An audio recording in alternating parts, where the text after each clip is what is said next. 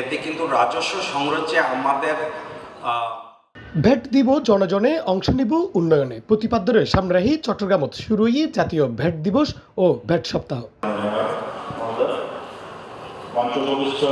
মঙ্গলবার 10 ডিসেম্বর বেলা 12:30টার সময় নগরের রেডিসন ব্লুর ব্যাবিউ মেজবান হলত এই অনুষ্ঠান শুরু হয়।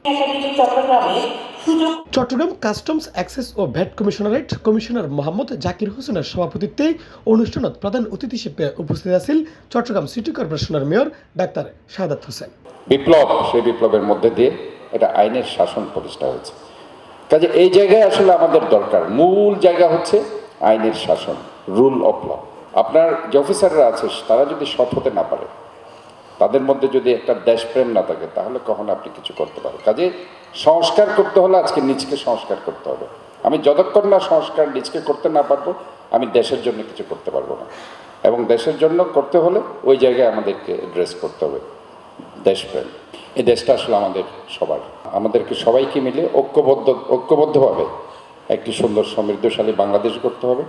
কারণ ঐক্যবদ্ধ ছাড়া কোনো জাতি কখনো উঠে আসতে পারে না। অনুষ্ঠানত বিশেষ অতিথি হিসেবে অংশ নিয়ে কাস্টমস অ্যাক্সেস ও ভ্যাট ট্রেনিং একাডেমির মহাপরিচালক এম নুরুল হুদা আজাদ, চট্টগ্রাম কর অঞ্চল 1-এর doctor Mohammad Shamsul Arefin, customs excise ও VAT appeal commissionerate commissioner Mohammad Mahfuzul Haque Bhuiyan, Chattogram customs হাউসের কমিশনার মোহাম্মদ জাকির হোসেন এবং কাস্টমস ও কমিশনারেট কমিশনার মোহাম্মদ শফিউদ্দিন সহ আরও বোধকে।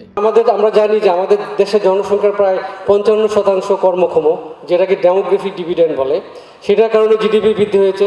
গত 15 বছরে প্রয়োজনীয় এবং অপ্রয়োজনীয় প্রচুর মেগা প্রজেক্ট হয়েছে, সেটার কারণে জিডিপি প্রবৃদ্ধি হয়েছে। সুতরাং এই প্রবৃদ্ধিগুলো কিন্তু স্থায়ী না।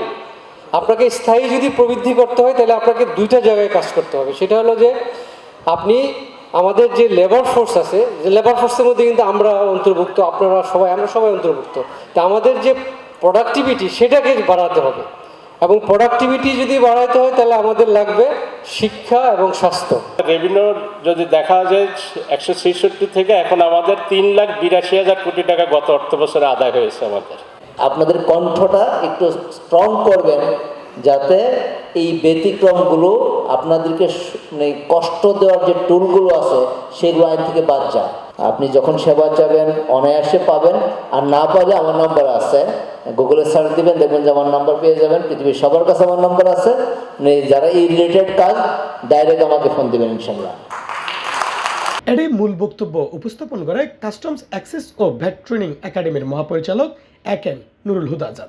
ভ্যাট আহরণে রাষ্ট্রের সুশাসনের গুরুত্ব উল্লেখ করি তেই নানা হতা হয়। যে আমাদের দেশে ভ্যাট ব্যবস্থা চালু হয় 1 জুলাই 1991 সন থেকে। তার মানে 1 জুলাইয়ের আগে আমাদের দেশে কোনো ভ্যাট ব্যবস্থা ছিল না। তো আমরা এর আগে যেটি ছিল সেটা ছিল সেলস ট্যাক্স এবং এক্সাইজ ট্যাক্স। সেলস ট্যাক্স এবং এক্সাইজ ট্যাক্স ছিল অবৈজ্ঞানিক একটি প্রথা বা পন্থা। সেটি হলো যে কেউ যে পরিমাণ পণ্য বিক্রি করে বা উৎপাদন করে তার উপর থোক একটা ট্যাক্স আদায় করার বিষয় ছিল। তো যার ফলে এখানে অ্যাকাউন্টস বেস যেটা হিসাব ভিত্তিক কোনো ব্যবস্থা ছিল না, এবং এটা একটা অবৈজ্ঞানিক ব্যবস্থা ছিল। উক্ত ভ্যাট দিবস ও ভ্যাট সপ্তাহতন জাতিরে ভ্যাট দিবেলাই উদ্বুদ্ধ করা হয় এবং ভ্যাটের মাধ্যমে দেশ সমৃদ্ধ বলিও হয় বক্তব্য। ইফতেখার নতিশন, C+ চট্টগ্রাম। ব্যবসায়িক অর্থনৈতিক কার্যক্রমের বিস্তৃতি যত বাড়বে